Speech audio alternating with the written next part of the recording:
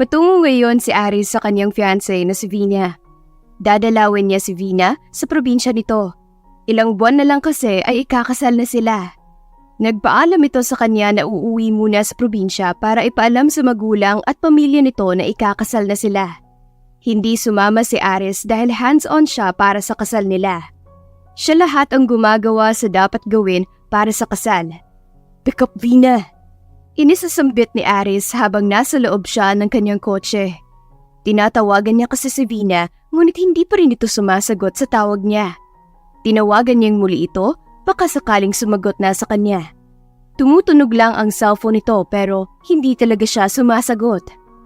Vina! Inis na sambit muli ni Aris sa sarili. Nasa hindi niya kabisadong lugar kasi siya ngayon, kaya naman tinatawagan niya ang fiancé para malaman nito na pupunta siya. Ngunit hindi siya nito sinasagot. Habang naiinis si Aris sa loob ng kotse niya, tumunog muli ang kanyang cellphone at nakatanggap ng isang notifications galing sa kanyang email. Agad niya itong tinignan kung ano ang laman. Halos matapon niya ang sariling cellphone dahil sa galit na kanyang nararamdaman sa mga oras na iyon. Kitang-kita niya sa screen ng cellphone ang larawan ng kanyang fiancé na may katabing lalaki at wala itong mga damit. Natutulog ang kasama nitong lalaki habang ang fiancé niya ay sobrang lapad na mga ngiti. What the hell are you doing, Vina? Galit na sabi ni Aris sa loob ng kotse. Tinapon niya ang hawak niyang cellphone sa driver's seat at pinaandar ang kanyang kotse at pinatakbo kung saang direksyon. He was on pain and devastated. Hindi niya alam kung ano ang gagawin. Gusto niyang magwala sa sobrang inis at galit. Pero hindi niya alam kung paano. Wala siya sa sariling katinuan habang nagdadrive sa kanyang kotse. Kaya naman, hindi na niya alam kung saang lugar na siya napadpad. Tapos bigla pang tumirik ang kanyang sasakyan at kahit anong paandar niya, hindi ito gumagana. Sinuntok niya tuloy ang manibela ng kotse niya at padabog na bumaba sa kanyang kotse. Tinignan niya agad kung ano ang sira nito, ngunit hindi niya alam paano ayusin. Kung minamalas nga naman. Saad ni Aris at kinuha sa loob ng kotse ang cellphone. May tinawagan agad siya nang makuha niya ang cellphone. Sir, saan po ba kayo? Tanong agad sa kanya nang sumagot ang tinawagan niya. Pwede niyo ba isend sa amin na eksaktong location, sir? May signal naman dyan sa lugar mo? Muling tanong sa kanya. Meron naman. Nasa highway pala ako patungong Cubao. Sagot naman ni Aris. Naku sir, if patungong Cubao yan, matagal ka namin masusundo. Malayo kasi. Sabi naman sa kanya. Napasabunot naman si Aris sa buhok niya dahil sa inis. Sunod-sunod ang kamalasang nangyayari sa kanya. Una, ang picture na kanyang nakita na nagtataksil ang kanyang fiancé. Hindi yun unang beses ginawa sa kanya ni Vina. Nung magkasintahan pa lang sila ay nahuli na rin niya ito, sleeping with other guy. Palagi niya itong binibigyan ng isa pang pagkakataon dahil mahal na ito, pero this time, hindi na niya pagbibigyan pa. Pinatay na lang ni Aris ang tawag at sinipa-sipa ang gulong ng kanyang kotse dahil sa galit at inis na nararamdaman niya. Dahil sa highway lang naman siya, alam niyang may dadaan na bus. Siguro sasakay na lang siya kapag may dadaan na. Hindi naman nagkamali si Aris. Ilang minuto lang ang lumipas at saktong may dumaan nga na bus. Hindi na siya nagsayang ng kanyang oras. Pinara ito ni Aris at sumakay sa bus. Huminto naman ito sa tabi niya. Unang bumungad sa kanya pagbukas ng pinto sa bus ay ang konduktor. Saan po kayo bababa, sir? Ang tanong ng konduktor sa kanya. Maynila po. Sagot naman ni Aris at umakyat sa bus. Nakita niya pagpasok ang bakanting upuan sa pinakadulo ng bus. Sa isip ni Aris, saktong spot yun para makapag-isip-isip din siya sa nangyari. Tinungo agad ni Aris ang pinakadulong upuan at umupo. Muli namang tumakbo ang sinasakyan niyang bus. Nagpakawala agad si Aris ng isang malalim na hininga bago inalala ang mga masasayang nangyari sa kanila ni Vina. Pero sa tuwing pumapasok sa isip niya ang mga nagawang kasalanan ni Vina sa kanya, walang-wala talaga ang mga magagandang memories nila sa masasamang memories na ginawa ni Vina. Bakit, Vina? Mahinang bulong ni Aris sa kanyang sarili. Ano bang nagawa ko sa'yo? Dagdag pang sabi ni Aris habang pinipigilan ang mga luhang babagsak sa kanyang mga mata. Sa sobrang lalim ng kanyang pag-iisip, hindi na namalaya ni Aris na may umupo sa tabi niya. Hindi niya ito pinansin at pinabayaan na lamang niya pero habang patuloy ang kanilang biyahe, hindi na talaga napigilan ni Aris ang kanyang damdamin at tuluyan na siyang napaluha. Hindi alintana ni Aris kung may katabi pa siya o wala. Punong-puno talaga ng hinanakit ang puso niya. Iyak lang siya ng iyak. Sa kabilang banda, halos hindi naman gustong iwanan ni Maya ang kanyang pamilya sa probinsya. Pero dahil sa tawag na natanggap nila mula sa kanyang tiyahin, walang magawa si Maya kundi ang pumunta sa Maynila para bisitahin ang tiyahin. Anak, tawagan mo agad kami ng papa mo pagdating mo sa Maynila. Saad naman ang ina ni Maya at niyakap siya ng mahigpit. Oo naman ma. Sagot naman ni Maya habang pinupunasan ang mga luha sa mga mata niya. Mag-iingat ka anak. Sige, umalis ka na, baka mahuli ka pa sa biyahe. Saad naman ng mama niya habang ang papa naman niya ay tahimik lang pero alam ni Maya sa kanyang sarili na ayaw rin ng papa niya na umalis siya. Pero dahil sa pakiusap ng kanyang tita na nasa hospital ay napapayag din ang kanyang papa na aalis siya. Mag-iingat din kayo ma at pa. Sagot naman ni Maya at umalis na. Tinungo agad ni Maya ang highway kung saan siya maghihintay ng bus na sasakyan niya patungong Maynila. Kaya ko ito, sabi ni Maya sa sarili niya at naghihintay ng bus. Sa di kalayuan, tanaw na ni Maya ang bus kaya naman naghanda na siya. Para pagdating ng bus sa pwesto niya, hindi na siya mahirapan pang bitbitin ang dala niyang mga gamit. Sumakay agad si Maya sa bus at humanap ng pwede niyang pwestuhan. Ngunit wala siyang mahanap dahil halos mapuno na ang bus. Kaya naman, tinignan ni Maya ang pinakadulo ng bus. Saktong nakita niyang may bakanting upuan. Kaya tinungo agad yon ni Maya habang bitbit ang dala niyang mga gamit. May nakita siyang isang pasaherong lalaki nang marating niya ang pinakadulo. Nakayuko ang ulo nito. Kaya naman hindi na lang ito pinansin ni Maya. Umupo na lang siya sa tabi nito. Pero habang patuloy ang pagtakbo ng bus, rinig ni Maya ang mahinang hikbi sa tabi niya. Tila pinipigilan ang pag-iyak nito. Kuya, ayos lang po ba kayo? Ang tanong ni Maya ngunit hindi siya sinasagot. Dahil dakilang makulit si Maya, kahit hindi siya pinansin nito, kinukulit niya at palagi siyang nagsasalita. Kuya, maganda ba ang Maynila? Tanong ni Maya rito, ngunit hindi pa rin ito sumasagot sa kanya. Alam mo kuya? Sabi ni Maya kaya naman napatingin si Aris kay Maya. Ang gwapo mo pala. Nahihiyang sabi agad ni Maya at animoy kilig na kilig siya. Napatawa na lang si Aris sa kakulitan ng babae sa tabi niya. Hindi naman sana gustong kausapin ni Aris ang dalaga, pero napapangiti talaga siya kapag naririnig nito ang boses ng dalaga. Kuya, pagtawag sa kanya ng dalaga. Bakit? Sagot naman ni Aris. Nakapunta ka na sa Maynila? Sabi naman ni Maya sa kaharap niya. Tinignan siya nito ng maigi bago tumawa sa kanya. First time mo bang pumunta sa Maynila? Sagot naman ni Aris sa babae na ikinapula ng mga pisngi nito. Tumawa tuloy si Aris dahil nakukitan siya sa mukha ng babae. By the way, huwag mo na akong tawagin kuya.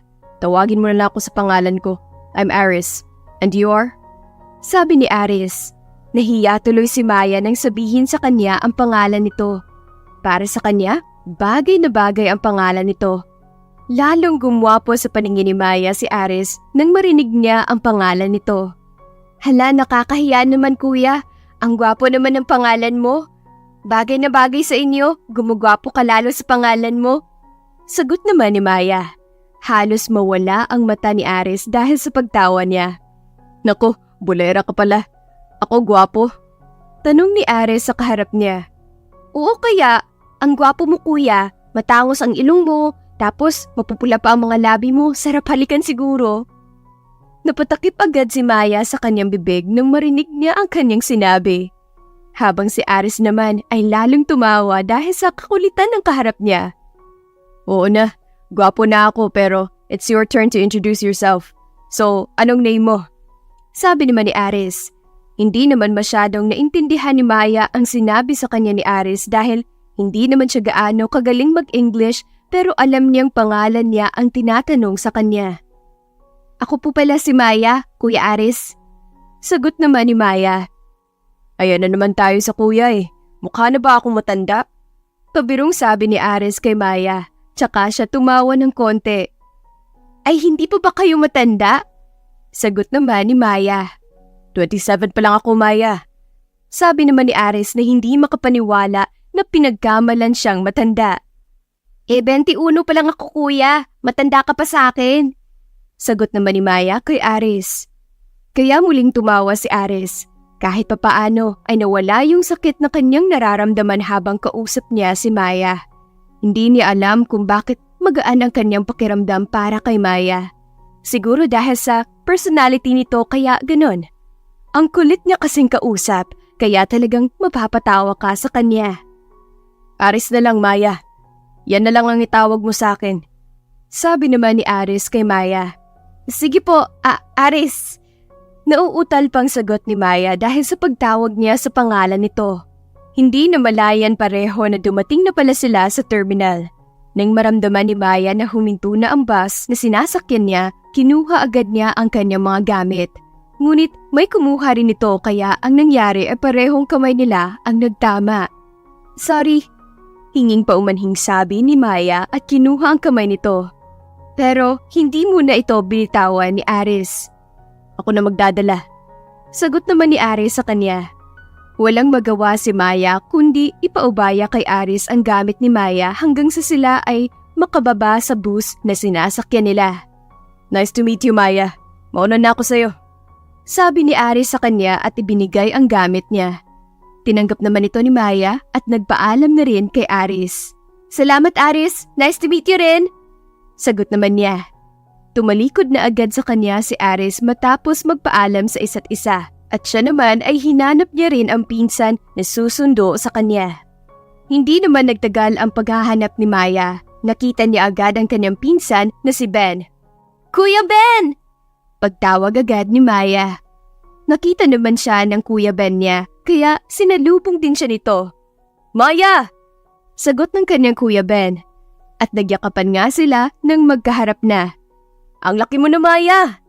Sabi ng Kuya Ben niya matapos silang magkayakapan. Naku, Kuya Ben, edad ko lang ang lumaki pero ang tangkad ko forever young. Sagot naman ni Maya at sabay silang tumawa pareho. Hanggang ngayon makuwela ka pa rin, hindi ka talaga nagbago. Sabi muli ng Kuya Ben niya. Kuya Ben, kung sila nagbabago, ako hindi.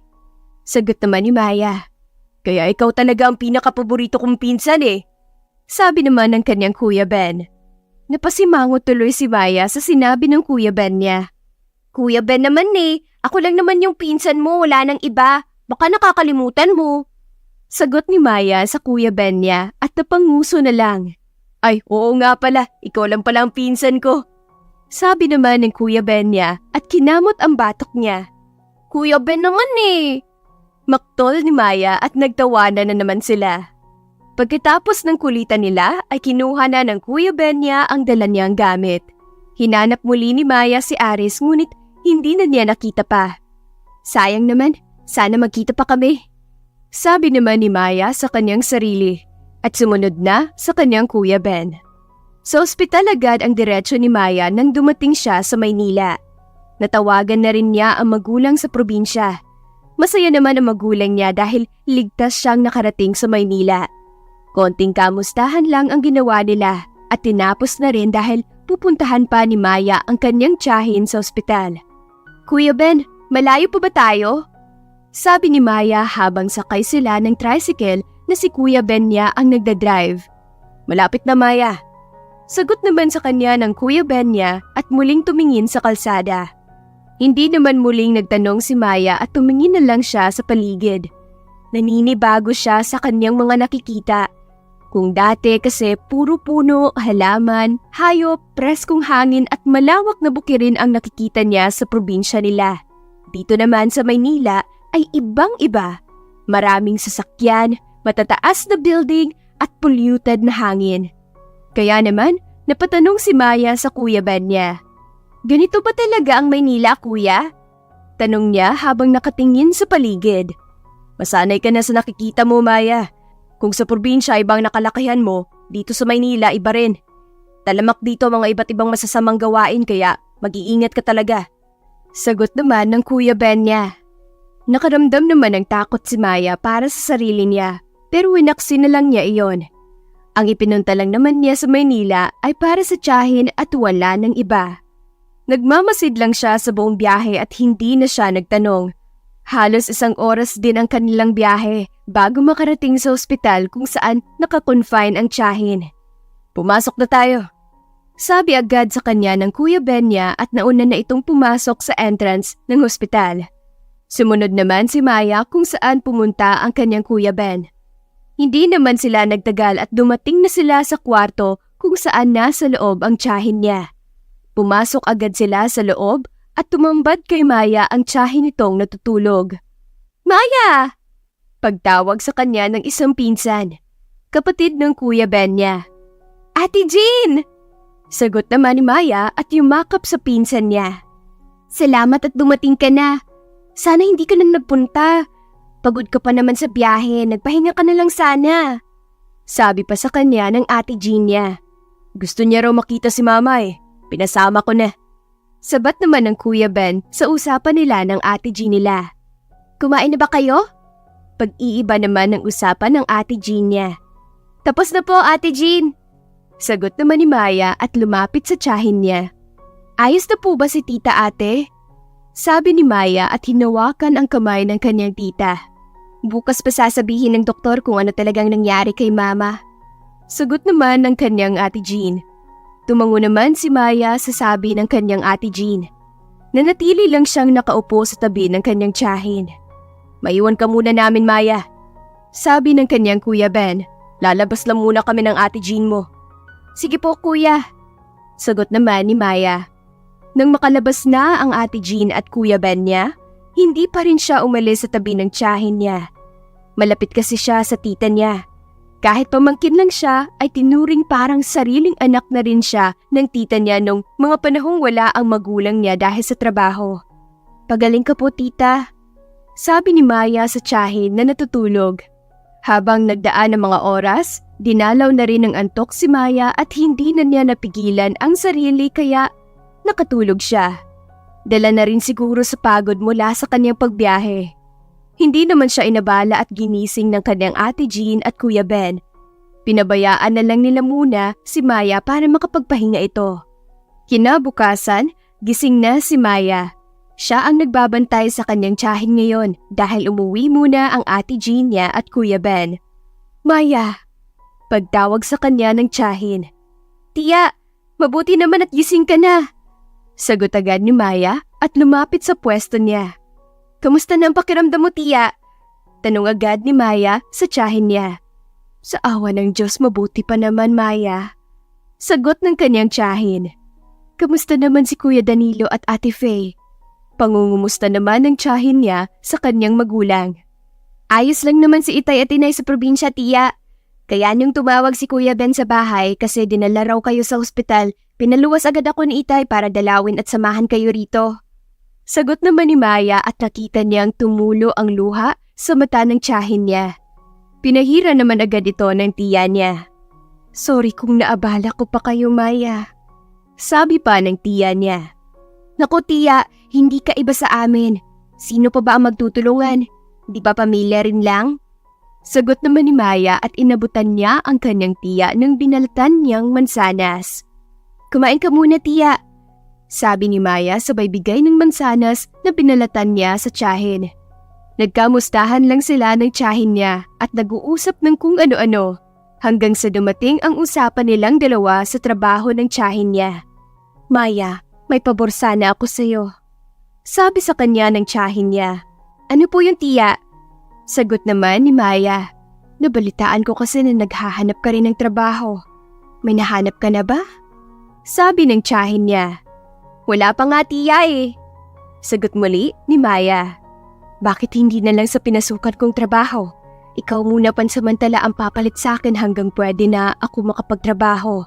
Para na rin makapag-ipon ka at maipapadala sa probinsya. Suhestyon pa ng tiya niya. Magluluto lang naman ang trabaho mo at alam kong marunong kang magluto, Maya. Dagdag pa nito sa kanya. Sabi kasi ng doktor sa akin, hindi ko muna pwersahin ang sarili ko at dapat daw magpahinga ako ng 3 o 4 na buwan. Sabi ng tiyahin niya. Sa isip ni Maya, ayos na rin siguro yun. Kahit papaano ay may trabaho na rin siya. Maganda na rin at hindi na siya mahihirapan maghanap ng trabaho. Sige tiya, kakausapin ko na rin muna sila itay at inay. Sagot naman ni Maya sa tiyahin niya. Nginitian naman siya ng kanyang tiyahin bilang sagot. Saktong bumukas naman ang pinto at pumasok ang kanyang Kuya Ben. Maya, ako munang magbabantay kay Mama. Samahan mo muna ang Ate Jean mo. Sabi sa kanya ng kanyang Kuya Ben pagkapasok nito sa loob ng kwarto. Sige po kuya. Sagot naman ni Maya at tinungo ang pintuan ng kwarto. Pagkalabas niya ay naghihintay na pala ang kanyang Ate Jean sa labas ng kwarto. 1 linggo ang lumipas, tuluyan na ngang nakalabas ang tiyahin ni Maya sa ospital. Nakausap na rin ang kanyang magulang sa probinsya at pumayag naman ito sa sinabi ng kanyang tiyahin. Ngayon na rin ang unang araw niya sa mansyon na tinatrabahuan ng kanyang tiyahin. Naghahanda na rin si Maya sa kanyang mga gamit na dadalhin. Handa ka na ba, Maya? Ang tanong ng kanyang Kuya Ben. Ito na rin kasi ang naghahatid sa kanya sa mansyon. Handa na po kuya. Sagot naman ni Maya pero sa kanyang kaloob-looban ay may kaba siyang nararamdaman. Aalis na tayo. Sabi pa ng Kuya Ben niya at tinulungan na siyang dalhin ang mga gamit niya. Pagkatapos, sinakay na ito sa tricycle. Teka muna kuya, magpapaalam muna ako kay Tia at Ate Jean. Sagot naman ni Maya at muling bumalik sa loob ng bahay. Hindi naman agad siya nagtagal nang makapagpaalam na rin siya sa Ate Jean at Tia niya. Lumabas agad siya sa bahay at tinungo ang nakaparadang tricycle ng Kuya Ben niya. Kuya, tara na! Masiglang sabi ni Maya nang makasakay siya sa tricycle. Excited siya sa kanyang papasukang trabaho na may halong kaba. Inayos niya agad ang kanyang pag-upo sa loob ng tricycle. Pinaandar naman ito ng Kuya Ben niya at pagkatapos, nilisan na nila ang bahay ng kanyang tiyahin. Mahigit kalahating oras din ang tinakbo ng tricycle bago ito huminto sa isang magarbong gate at malaking mansyon sa loob nito. Manghang-mangha si Maya sa kanyang nakita. Narito na tayo, Maya, sa mansyon ng mga Montemayor. Sabi ng kanyang Kuya Ben, ngunit hindi pa rin makapaniwala si Maya sa kanyang nakita. Dito po ba talaga tayo, Kuya Ben? Manghang tanong naman ni Maya sa pinsan niya. Dito na nga, Maya, kaya maghanda ka na. Sabi naman ng Kuya Ben niya. Kinuha agad ni Maya ang kanyang gamit at bumaba sa tricycle. Tinulungan naman siya ng kanyang Kuya Ben. Matapos nilang maibaba ang gamit ni Maya, ay may 2 katulong ang papalapit sa pwesto niya. Kayo po ba ang pamangkin ni Marisol? Tanong ng isang katulong kay Maya. Manang Luisa, ito po pala si Maya, pinsan ko. Ito muna yung papalit kay Mama habang nagpapagaling pa sa bahay. Sagot naman ng kanyang Kuya Ben sa natanong. O siya, pumasok na kayo para maturuan na siya sa kanyang gagawin. Sabi naman nung tinawag naman ng Luisa ng Kuya Ben niya. Hindi na po ako magtatagal, bibili po ako ng gamot para kay Mama. Maya, ikaw na lang ang sasama sa kanila sa loob. Mag-iingat ka rito ha. Huwag kang mag-alala, mababait ang mga tao rito. Sabi ng Kuya Ben niya.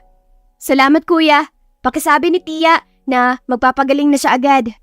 Sagot naman ni Maya. Umalis na agad ang Kuya Ben niya matapos itong magpaalam. Habang siya naman ay binitbit niya ang dalang mga gamit niya. Tinulungan naman siya nung kasama ni Manang Luisa na bitbitin ang kanyang mga gamit. Salamat! Sabi ni Maya rito. Pumasok na talaga sila sa loob ng malaking mansyon. Hindi pa rin nawala ang pagkamangha ni Maya sa laki ng bahay na kanyang pinasukan. Ang una nilang pinuntahan ay ang maid's quarter. Maya, pagtawag sa kanya ni Manang Luisa. Bakit po, Manang? Sagot naman ni Maya. Ito ang kwarto mo. Sabay turo sa kanya sa isang pinto. Ito ang tinatawag na maid's quarters. Huwag kang mag-alala, mag-isa ka lang sa kwarto mo. Dagdag pa na sabi sa kanya. Tumango naman si Maya sa sinabi sa kanya. Binuksan naman ito ni Manang Luisa at pumasok silang tatlo sa loob. Muli na namang-namangha si Maya pagkapasok nila sa loob. Inilagay agad niya ang kanyang mga gamit pagkatapos ay muli silang lumabas sa kwarto. Nasabi na ba sa'yo ng tiyahin mo kung ano ang gagawin mo, Maya? Muling tanong nito sa kanya. Opo, Manang. Ang sabi po ni Tia sa akin na ako raw po ang maghahanda sa pagkain at magsaserve nito. Sagot naman niya. Mabuti naman. Sabi sa kanya ni Manang Luisa. Pero huwag kang mag-alala, kasama mo naman si Daisy sa trabahong iyan. Dagdag pang sabi sa kanya at tinuro ang kanilang isa pang kasama. Siya ang magiging kasama mo, Maya. Sabay turo sa kanyang katabi. Ngumiti naman si Maya kay Daisy at ganoon naman si Daisy sa kanya. Hi! Pagbati niya kay Daisy. Hello, Maya! Sagot naman sa kanya ni Daisy na sa tingin niya ay magkasing edad lamang sila. Dinala agad si Maya ni Manang Luisa sa kusina kung saan tinuruan siya sa kanyang gagawin. Naroon naman si Daisy para gabayan siya. Agad namang naintindihan ni Maya ang itinuro sa kanya. Kaya naman, iniwan na sila ni Manang Luisa. Malapit na rin magtanghalian kaya naman, nag-umpisa na silang magluto ni Daisy ng tanghalian. Habang naghahanda na sila ni Daisy ng mga sangkap, nagkwekwentuhan naman silang dalawa. Matagal ka na ba dito, Daisy? Tanong ni Maya habang hinuhugasan ang patatas na hawak niya. Mag-iisang taon na rin ako rito. Sagot naman sa kanya ni Daisy. Nang matapos na ni Mayang hugasan ng patatas, binigay niya yon kay Daisy para balatan. Habang si Maya naman ay tinungo ang kalan para buksan pero tumigil agad siya at nagtanong kay Daisy. Paano ba ito buksan? Tanong niya kay Daisy. Pasensya na, hindi kasi ganito ang ginagamit namin sa bahay. Hindi lang ako sanay. Dagdag pang sabi ni Maya. Binitawan naman ni Daisy ang kanyang hawak at pumunta kay Maya. Ganito lang yan. Sagot naman ni Daisy sa kanya at pinakita kung paano ito buksan. Masasanay ka rin kapag nagtagal ka rito. Dagdag pa ni Daisy na sagot sa kanya. Salamat. Sabi naman ni Maya. Nagluto silang dalawa ng 3 putahe sa tanghalian. Sabi ni Daisy sa kanya, tuwing tanghali, umuuwi talaga sa bahay ang Sir Nico at Ma'am Cindy nila para mananghalian. Nakasanayan na raw nila na sa bahay sila kumakain dahil ayaw ng Ma'am Cindy nila na sa labas palaging kumakain. Handa na ba ang lahat? Tanong sa kanya ni Daisy. Handa na, Daisy. Sagot naman niya at inalis ang apron na suot niya. Nilinisan nila agad ang lamesa bago nilagay ang niluto nilang kare-kare, minudo at ginataang gulay. Saktong natapos nila ang kanilang ginagawang paghahanda ay siya namang pagpasok ng Ma'am Cindy at Sir Nico nila. Good afternoon po, Ma'am, Sir. Ang pagbati ni Daisy sa amo kaya naman ginawa na rin ni Maya ito. Ikaw ba ang pamangkin ni Marisol? Biglang tanong kay Maya. Opo, Ma'am. Sagot naman ni Maya. Pasensya ka na kung hindi mo kami naabutan kanina. Maaga kasi kaming umalis ng asawa ko. Hinging paumanhing sabi nito kay Maya. Ayos lang po yun, Ma'am. Napaliwanag naman po ni Manang Luisa at Daisy kung ano po ang aking trabaho. Sagot naman ni Maya. Mabuti naman kung ganon. Halina kayo at sabayan niyo kami ng Sir Nico niyong kumain. Nakangiting sabi nito sa kanila. Pero maiba ko, nahatiran niyo ba ang sir niyo ng pagkain sa kwarto niya? Tanong nito sa kanilang dalawa. Nako, Ma'am, hindi pa po. Nakahanda na po ang pagkain ni Sir pero hindi pa po nahatid. Sagot naman ni Daisy sa Ma'am Cindy niya. Ikaw na ang maghatid, Maya. Tapos si Daisy na ang tatawag kay Manang Luisa at sa iba para sabay na tayong kumain. Sabi pa nito kaya naman, kinuha agad ni Maya ang inihandang pagkain para sa anak nito. Tinungo niya agad ang kwarto nito. Mabuti na lang at naituro sa kanya ni Manang Luisa ang kwarto. Bit-bit ang pagkain, tinungo niya agad ang kwarto nito. Nang nasa harap na niya, nilagay niya lang ito sa labas at kumatok ng 3 beses. Ito kasi ang sabi sa kanya ni Manang Luisa. Kakatok lamang siya ng 3 beses at ilagay lang sa labas ang pagkain. Kukunin lang daw iyon ng sir nila. Ginawa naman ni Maya ang sabi sa kanya ni Manang Luisa. Pagkatapos niyang kumatok ay iniwan lang niya ang pagkain at nilisan na ang kwarto. Maririnig lang naman daw yon ng kanilang sir. Natapos na ang tanghalian nila kasama ang kanilang Sir Nico at Ma'am Cindy. Pagkatapos nagpaalam naman ito sa kanila na muling babalik sa kanilang trabaho. Isang businessman ang Sir Nico nila at isa namang doktor ang kanilang Ma'am Cindy. Si Maya naman ay binalikan niya ang kwarto ng anak ng Ma'am Cindy niya. Tinitignan niya kung tapos na ba itong kumain. Nakita niya agad na nasa labas na ang mga ito at wala ng laman. Tapos na rin pala itong kumain. Kinuha agad ito ni Maya habang pabalik na siya sa kusina. Hindi niya napansin na may nakasalubong siyang ibang katulong at hindi sinadyang magkabungguan sila. Ano ba naman yan? Inis nitong sambit sa kanya. Kabago-bago ang lampa naman. Dagdag pa nitong sabi. Pasensya na po. Sagot naman ni Maya. Mabuti na lang walang nahulog na gamit na bitbit niya. Tinarayan lang siya nito at umalis na sa harapan ni Maya. Habang si Maya naman ay tinuloy na rin ang kanyang paglalakad patungong kusina. Hindi na niya naabutan si Daisy sa loob ng kusina kaya naman hinugasan na lang niya ang mga dala niyang pinagkainan na hawak-hawak niya. Madali lang naman itong natapos ni Maya. Pinatuyo niya muna ito bago inilagay sa kanya-kanyang lalagyan. Pagkatapos ay hinanap niya agad si Daisy. Nakita niya itong nasa swimming pool sa labas habang kinukuha ang mga dahon na nasa tubig. Nang makalapit si Maya sa tabi ni Daisy, hindi agad siya nag-alinlangang tumulong kay Daisy. Kinuha niya agad ang natitirang ginamit ni Daisy, panguha ng dahon na napunta sa swimming pool. Nagpahinga ka na lang sana, Maya. Sabi sa kanya ni Daisy nang mapansin siya.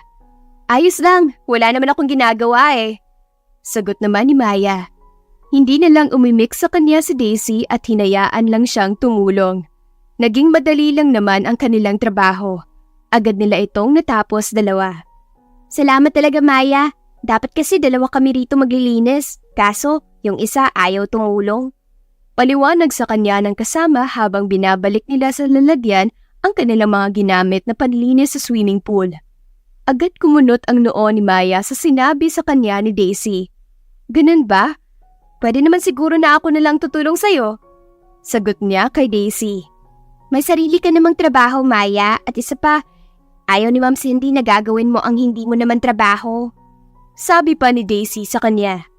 Kaya ko na ito, ayaw lang kasi ni Ivy na tumulong sa akin. Dagdag pang sabi nito. Ganun ba? Grabe naman yan. Trabaho niyong dalawa pero ikaw lang mag-isang gumagawa. Sagot naman ni Maya. Wala akong magagawa eh. Ayaw na talagang tumulong kaya ako na lang gumagawa. Baka magalit pa si Ma'am. Hindi na lang sumagot si Maya sa sinabi sa kanya ni Daisy. Gustuhin man niyang tumulong pero baka magalit sa kanya ang ma'am nila. Mabuti na lang at wala ito ngayon kaya naman malaya niyang natutulungan si Daisy. Pagkatapos nilang matapos ang paglilinis sa swimming pool, bumalik na sila sa loob ng bahay dahil sinabi sa kanya ni Daisy na gagawa sila ng merienda para sa anak ng amo nila. Nagtanong na rin si Maya kung bakit hindi ito lumalabas sa kwarto at ang sabi sa kanya ni Daisy, broken-hearted daw ito sa fiancé kaya nagmukmuk sa kwarto. Hindi na nagtanong si Maya dahil wala naman siyang alam dito. Ginagawa na lang nila ang merienda at pagkatapos si Maya na ang naghatid nito sa labas ng pinto at kumatok ng 3 beses bago siya umalis. Lumipas na ang ilang mga araw, halos mag-iisang buwan na si Maya na nagtatrabaho. Hindi niya pa rin nakikita ang anak ng kanyang Ma'am Cindy at Sir Nico.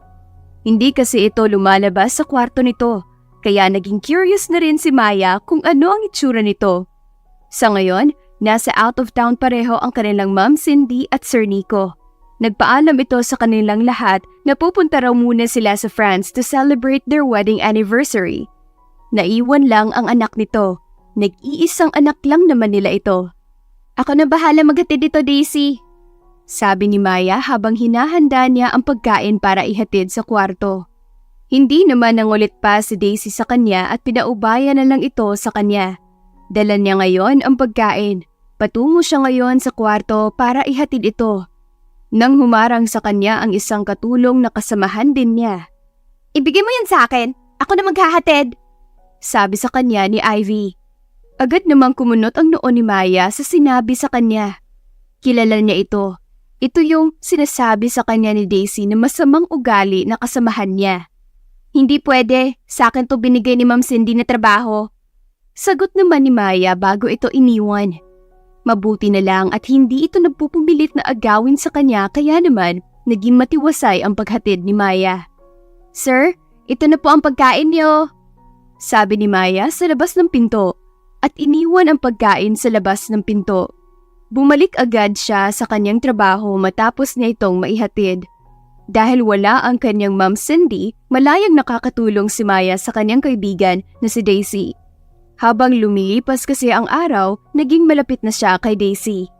Nakita ko kayo ni Ivy kanina. Mabuti na lang at hindi mo binigay sa kanya. Sabi sa kanya ni Daisy nang makalapit siya. Trabaho ko naman kasi yun, kaya hindi ko talaga ibibigay sa kanya. Sagot naman ni Maya. Nagkwekwentuhan sila ni Daisy habang naglilinis. Natapos naman agad nila ito nang madali kaya bumalik na sila sa loob ng bahay. Sir? Pagtawag ni Maya mula sa labas habang kumakatok sa pinto. Ngunit wala siyang nakuhang sagot, kaya naman medyo kinakabahan si Maya dahil baka may nangyari sa loob. Hindi pa kasi nagagalaw ang pagkain na dinala niya. Sir? Muling pagtawag ni Maya pero wala talagang sumasagot.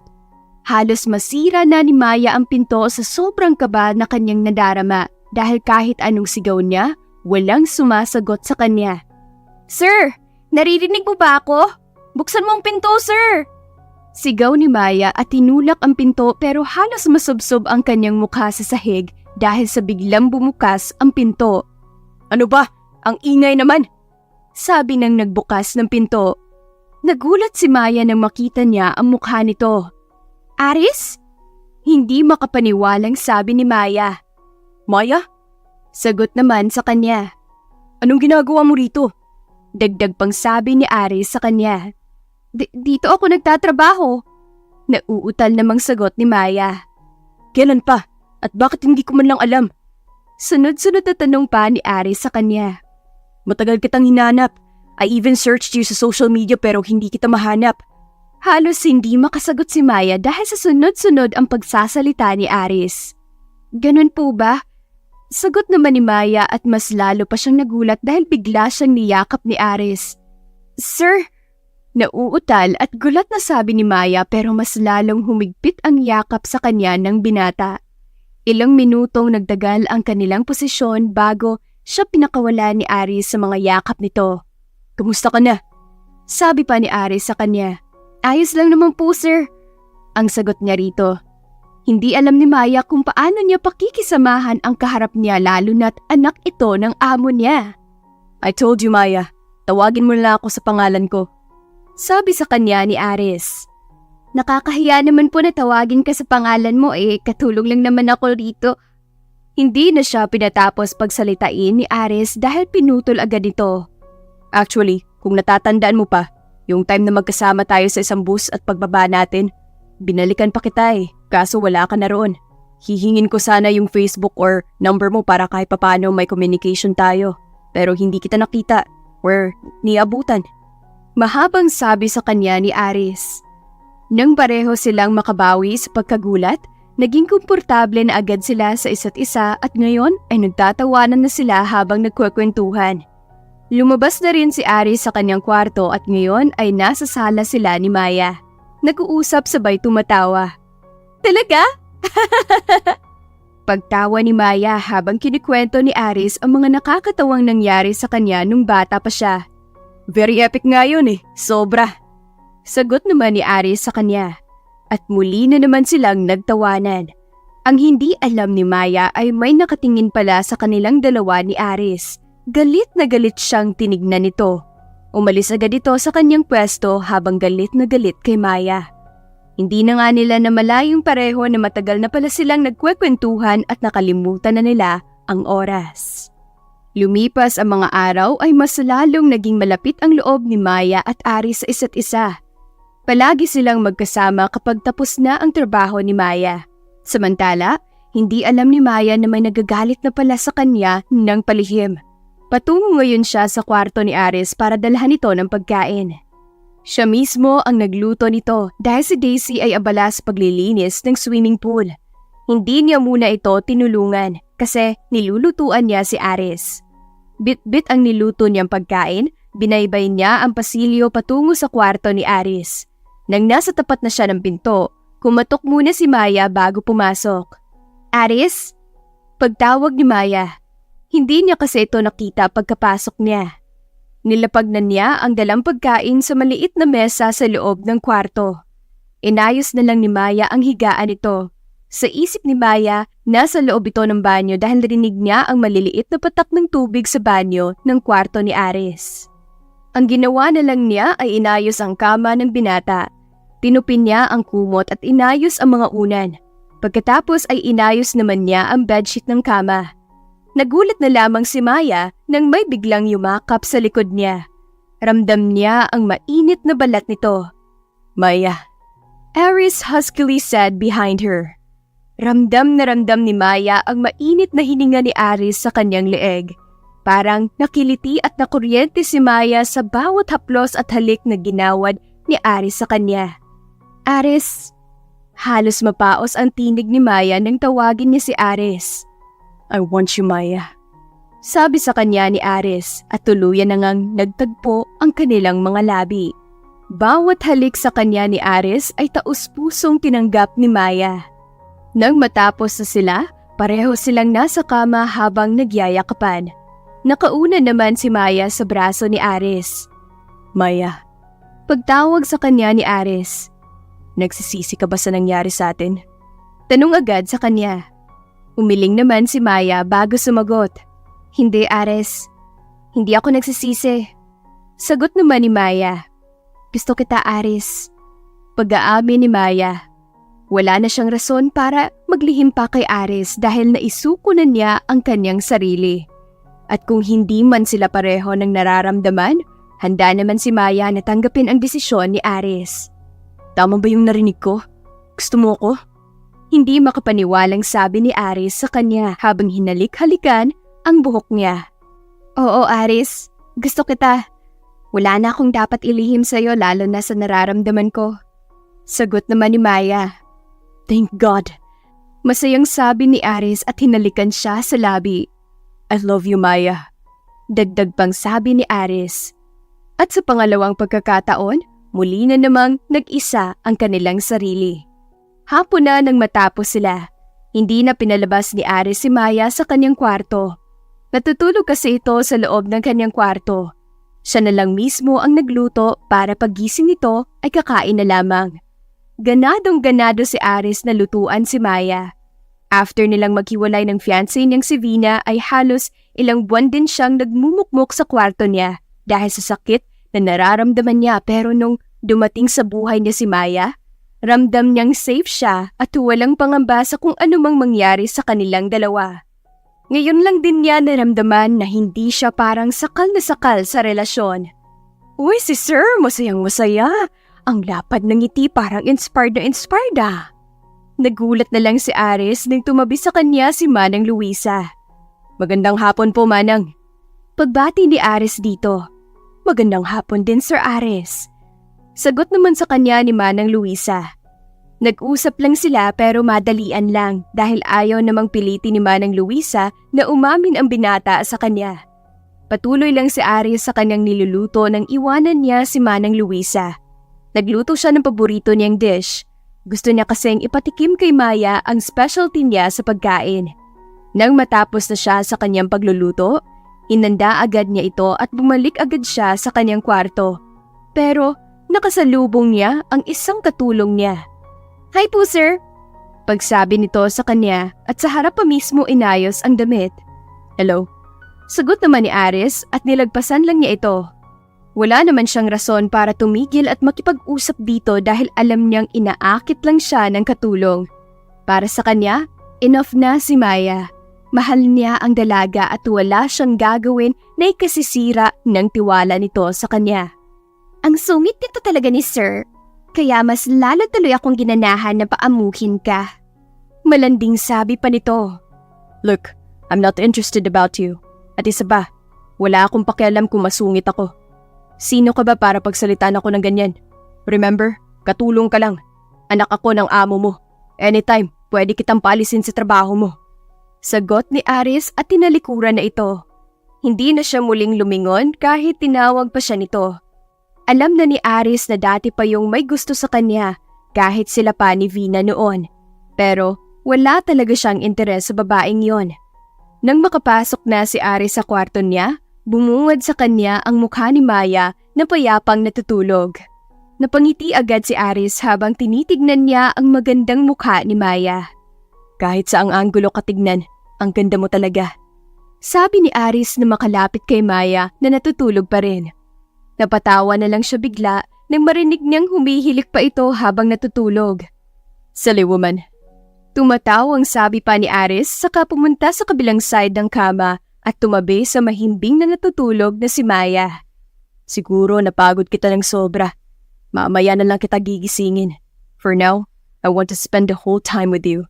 Gusto kong maramdaman ang init mo sa mga bisig ko.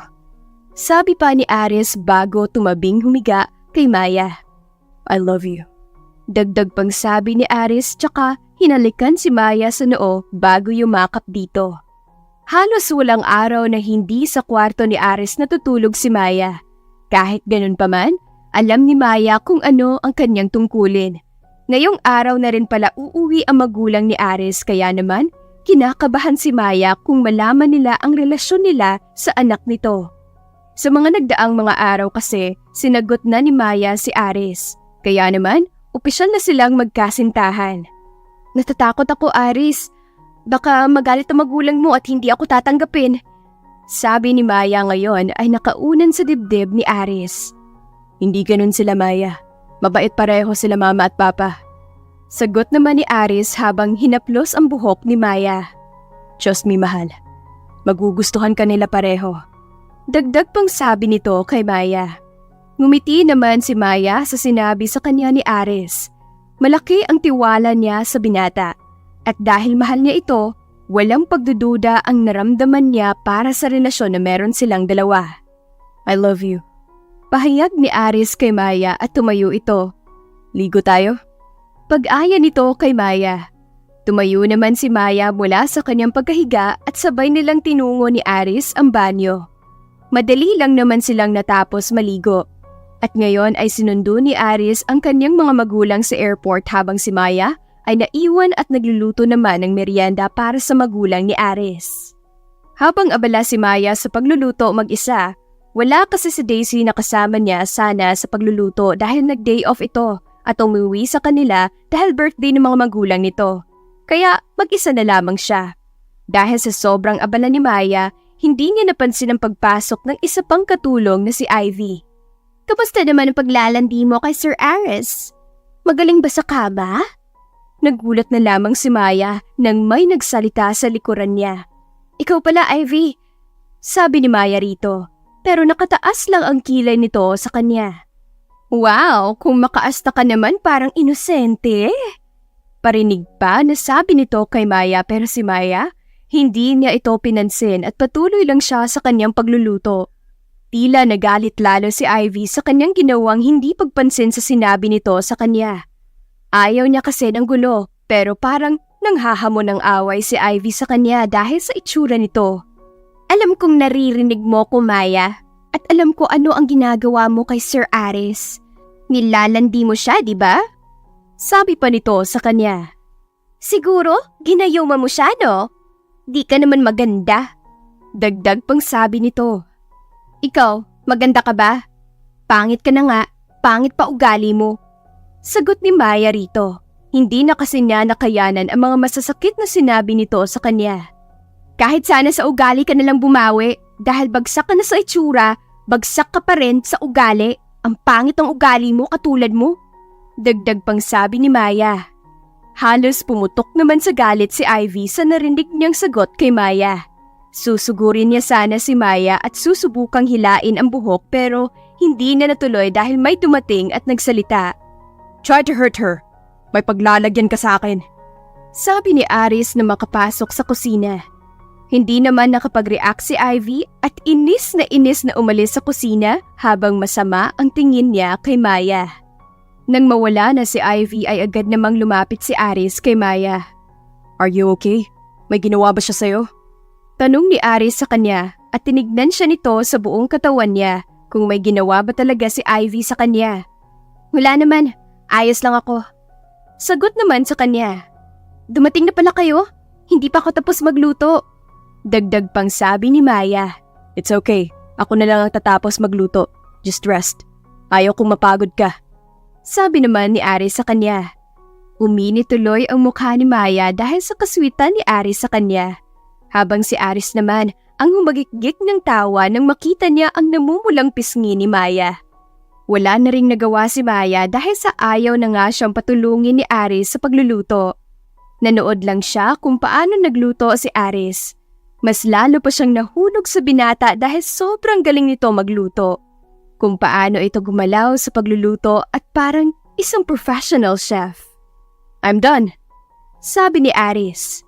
Pumalakpak naman si Maya sa sobrang tawa at mangha. Ang galing mo pala magluto, sabi ni Maya habang may paghanga sa mga mata nito.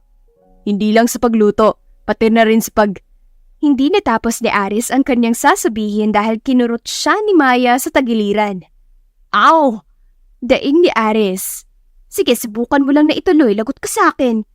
Pagbabanta ni Maya sa kanya. Tumawa na lang si Aris at umiling kay Maya. Nagpapahiwatig na hindi na niya itutuloy ang balak sabihin. Pagkatapos ng kulitan nila sa kusina, naghanda na si Maya para makakain na ang magulang ni Aris. Tinulungan niya rin si Aris mag-prepare sa lahat. Nang matapos na ay tinawag na ni Aris ang kanyang mga magulang. Naiwan lang si Maya habang tinuloy ang kanyang ginagawa. Malapit na rin naman matapos ang kanyang paghahanda. Saktong natapos naman si Maya sa kanyang ginawa. Saka naman pumasok ang kanilang Sir Nico at Ma'am Cindy kasama si Aris. Good evening po, Ma'am and Sir. Welcome back po. Magalang na pagbati ni Maya. Ngumiti naman ito pareho sa kanya at binati siya pabalik. Pagkatapos ay umupo na ito. Nasa tabi lang si Maya habang masayang nagkwekwentuhan silang magpamilya. Naisip tuloy ni Maya ang magulang niya sa probinsya. Matagal-tagal na rin huli siyang makausap ng mga magulang. Magtatatlong buwan na rin siyang nasa bahay ni Aris bilang isang katulong. Aris, we need to talk about our business. Bumalik sa sarili si Maya nang marinig niya ang boses ng ama ni Aris. Anong tungkol sa business natin, Dad? Sagot naman ni Aris habang nakikinig lang si Maya sa pinag-uusapan nila. Dapat kang pumunta sa France as soon as possible. Sabi nito. Parehong nagulat si Maya at Aris sa narinig.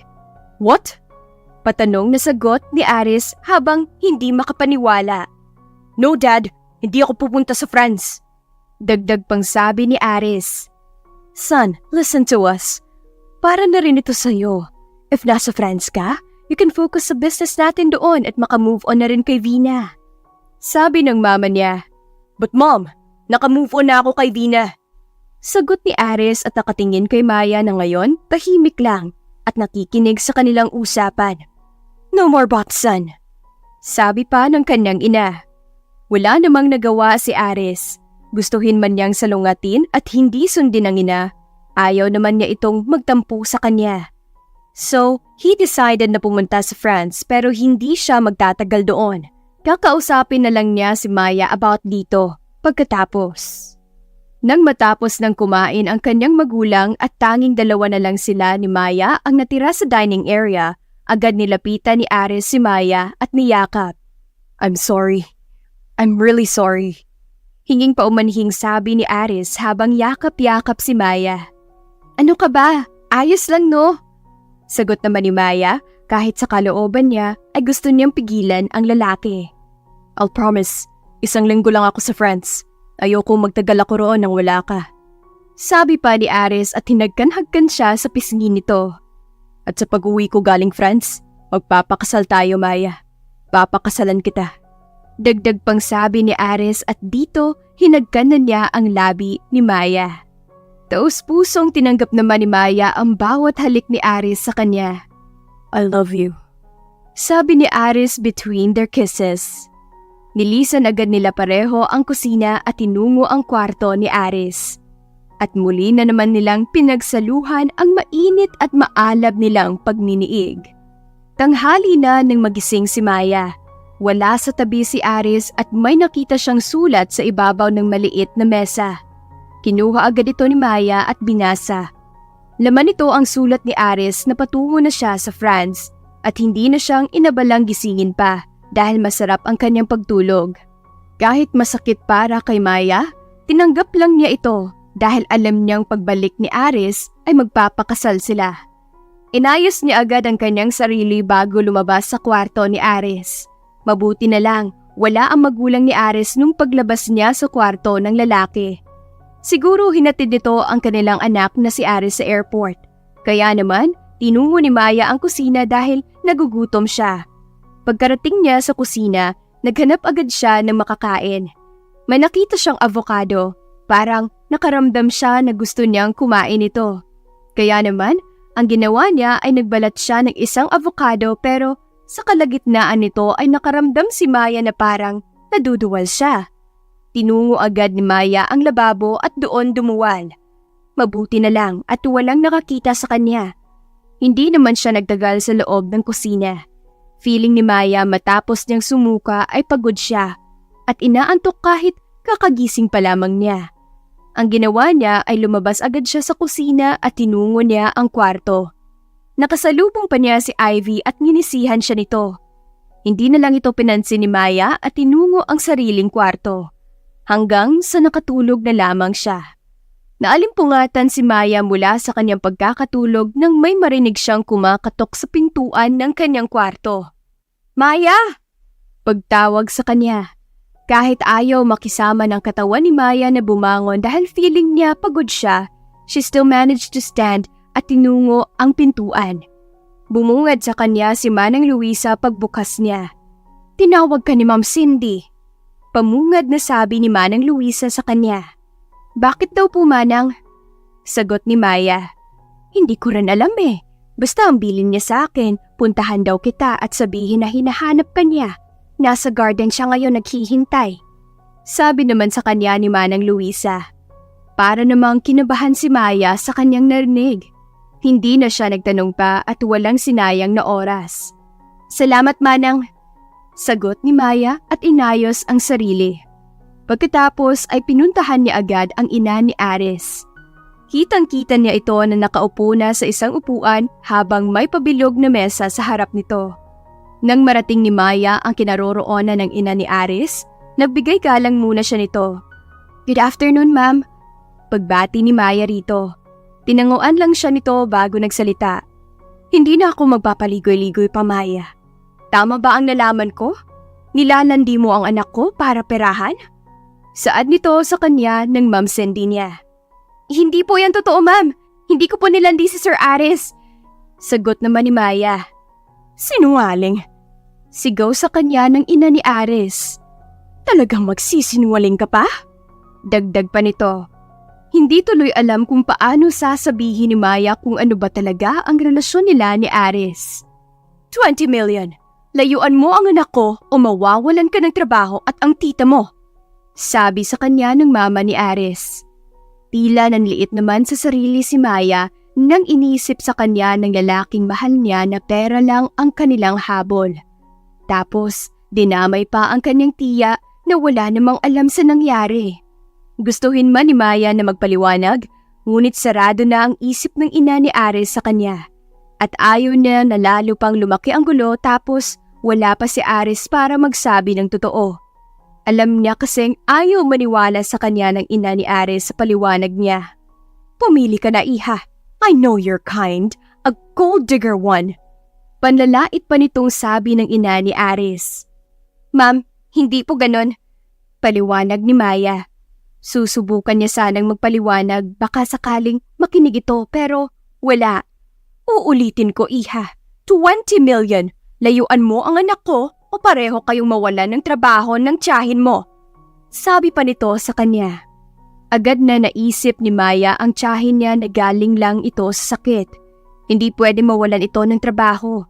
Kaya ang pinili niya ay aalis na lang siya sa bahay nila Aris pero hindi niya tatanggapin ang pera na binigay sa kanya. Hindi naman siya ganong tao. "Aalis po ako, ma'am, pero wag niyo pong tanggalin ang tiyahin ko sa kanyang trabaho. At pasensya na rin po, Hindi ko po matatanggap ang pera nyo. Mahal ko ang anak nyo, hindi dahil sa pera nyo. Mahal ko siya bilang siya. Mauna na po ako. Sagot ni Maya at iniwan niya ang ina ni Aris. Tsaka lang tumulo ang mga luha ni Maya nang tumalikod na siya at tinungo ang kwarto niya para mag-impake.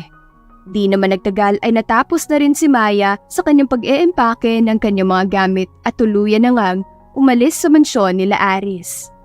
Nakapagpaalam na rin siya kay Daisy at Manang Luisa.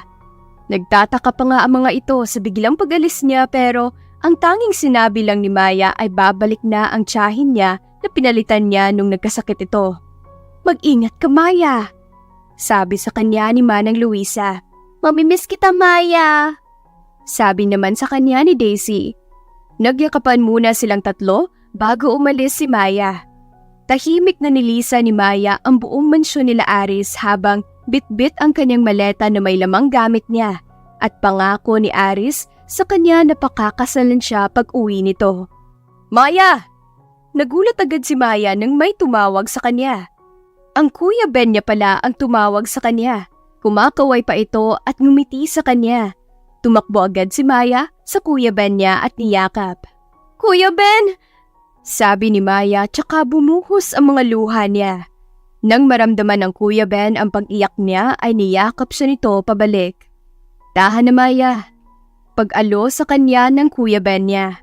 Lalong umiyak si Maya sa Kuya Ben niya. Dala ang bigat ng damdamin niya. Hindi na mapigilan ni Maya ang maiyak. Halos ilang minuto rin siyang umiiyak sa bisig ng kanyang Kuya Ben bago siya tumahan. "Ayos ka na ba?" tanong sa kanya ng Kuya Ben niya. "Oo," sagot naman ni Maya pero kahit sa kaloob-looban niya ay hindi talaga siya okay. "Aalis na tayo?" Pagtanong pa muli ng kanyang Kuya Ben sa kanya. Tumango naman si Maya bilang pagsang-ayon at tuluyan na nga niyang nilisan ang mansyon. "I love you, Aris. Sana maiintindihan mo kung bakit ako umalis na wala ka pa." Bulong ni Maya sa kanyang sarili. Makalipas ang 1 buwan matapos na pinaalis si Maya sa mansyon nila Aris, nakauwi na si Maya sa bahay nila at magdadalawang buwan na siyang buntis. Wala na rin siyang naging balita kay Aris pero nung pinaalis siya sa mansyon nila Aris, dala niya ang sulat na naiwan ni Aris sa kanya at may sulat itong number ni Aris. Nai-text naman niya sa binata na umuwi muna siya sa kanilang bahay dahil kailangan siya ng magulang niya. Wala na siyang ibang sinabi pa na mensahe niya kay Aris. Pasalamat talaga si Maya dahil pinahiram siya ng cellphone ng kanyang Kuya Ben para ma-text niya si Aris. "Maya!" Agad namang napatayo si Maya nang marinig niya ang pagtawag sa kanya ng kanyang ama. "Bakit po, Papa?" Sagot naman ni Maya. Lumalaki na rin ang tiyan niya ng konti. "May bisita ka." Pagtawag pa sa kanya ng kanyang ama. Nagulat si Maya dahil wala naman siyang masyadong kaibigan. Bukod kay Manang Luisa na tinuring na niyang pangatlong nanay, si Daisy lang ang naging malapit sa kanya at naging kaibigan. "Eto na po!" Sagot muli ni Maya at inayos ang kanyang suot at lumabas sa kanyang kwarto. Wala siyang inaasahang bisita. Simula nang umalis siya sa bahay nila Aris. Hindi na siya naglalabas sa bahay nila. "Pa, sino ba yung naghahanap sa akin?" tanong ni Maya nang makapasok siya sa sala. "Maya, mahal ko." Parang naistatwa si Maya sa kanyang narinig na tinig at halos hindi makagalaw sa gulat. "Nananaginip ba ako?" tanong ni Maya sa kanyang sarili. Bago pa siya nakapagsalita muli, isang mainit na yakap ang kanyang nararamdaman. "Hindi ka nananaginip, mahal. Ako ito, si Aris." Sabi sa kanya ni Aris at mas lalong humigpit ang yakap sa kanya. Naging emosyonal agad si Maya sa kanyang nararamdaman, dala na rin ng kanyang pagbubuntis. Aris, sabi ni Maya at tuluyan na niyang niyakap pabalik si Aris habang lumuluha. Hindi pa rin siya makapaniwala sa loob ng 1 buwan muli niyang mayayakap ang taong mahal niya at ama ng kanyang anak. "I'm sorry kung natagalan ako. I'm sorry kung hindi kita naipagtanggol kay Mama. I'm so sorry." Sabi sa kanya ni Aris. "I received your text. Umuwi agad ako kasi umalis ka. Pero Sinabi ni Mama sa akin na tinanggap mo raw ang pera na binigay niya sa'yo para layuan ako. But hindi ako naniniwala sa kanya. Dagdag pang sabi ni Aris sa kanya. Pinaliwanag ko sa kanya ang lahat na mahal kita at mahal mo rin ako. Tapos nalaman ko si Ivy palang nagsabi kay Mama sa lahat tungkol sa atin. At siya rin nagsira sa'yo kay Mama. Paliwanag ni Aris sa kanya. I'm so sorry, mahal. Sabi ni Aris at umiyak na rin. Matapos ang pagpapaliwanag sa kanya ni Aris sa lahat, naliwanagan na rin si Maya sa nangyari. Hindi siya galit sa ina ni Aris dahil sa ginawa sa kanya. At kay Ivy naman, hindi na rin galit si Maya lalo na at pinaalis na ito ng ina ni Aris dahil sa ginawa niya tungkol sa kanya. Nasa kusina sila ngayon at sabay na kumakain ng tanghalian kasama ang magulang niya. Nasabi na rin niya na buntis siya kaya naman sobrang tuwa ni Aris sa kanya. At ang pangako nitong pakakasalan siya pagbalik niya ay ginawa naman ito ni Aris. Sa magulang niya muna nagpaalam si Aris na magpapakasal sila at pumayag naman ito. Siyempre, pumayag na rin siya nung siya na ang tinanong ni Aris. Mahal niya ang binata, kaya wala na siyang rason na hindi pa pumayag magpakasal. I love you. Sabi sa kanya ni Aris at hinagkan-hagkan pa siya sa pisngi. Pati na rin ang tiyan niya. I love you, baby. Dagdag pang sabi nito habang nakangiting nakatingin sa tiyan niya. Kaya sobrang saya ni Maya habang nakikitingin kay Aris. Thank you for giving me such a wonderful life, Maya. Mahal ko kayo ng anak ko. Sabi pa ni Aris. Mahal din kita, Aris. Sagot naman ni Maya. At naging masaya ang kanilang pagsasamang dalawa. Ilang linggo lang ang lumipas ay kinasal silang dalawa sa isang simbahan sa probinsya nila Maya. And they lived happily ever after. Wakas. Maraming salamat po sa patuloy niyong pagsuporta sa Inday series. At dahil dyan, shout out to Joan Vinigas from Qatar, Vince Oholic, May Ann Kimoyog from Saudi, Loida Nankil from Hong Kong, Nenita Nolasco from Santo Domingo, Ilocos Sur, and hello to Mary Rose Banga and family from Esperanza, Agusan del Sur.